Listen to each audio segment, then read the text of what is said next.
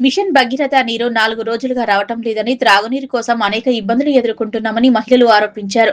చినశంకరంపేట మండలం మిర్జాపల్లి గ్రామంలో నార్సింగి మిర్జాపల్లికి వచ్చే రహదారిపై 4 రోజులుగా త్రాగునీరు రాకపోవడంతో మహిళలు పిల్లాపాపులతో వచ్చి వర్షంలో సైతం ధర్నా రాస్తారోకో నిర్వహించారు.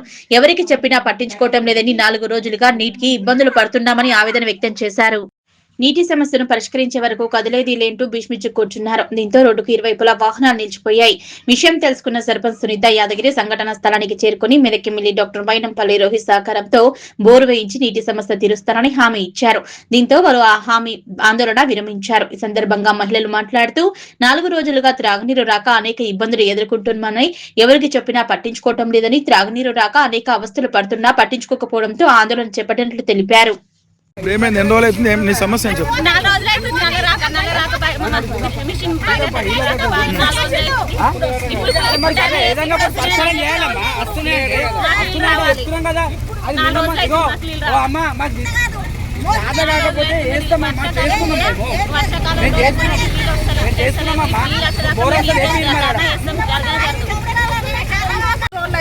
మిషన్ భగీరథ నీళ్ళు రాక మాకు 5 రోజులు అవుతుంది.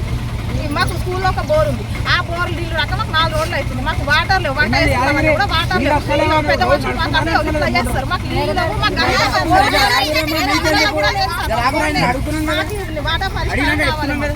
మా నీళ్ళ పరిష్కారం కావాలి. మాకు వంట వేసుకున్నామన్నా కూడా ఇప్పుడు నీళ్ళు లేవు. 4 రోజుల నుండి ఉన్న నీళ్ళు అడ్జస్ట్ చేసుకున్నాం. 4 రోజుల నుండి మాకు నీళ్ళు లేవు. మాకు నీళ్ళ పరిష్కారం కావాలి.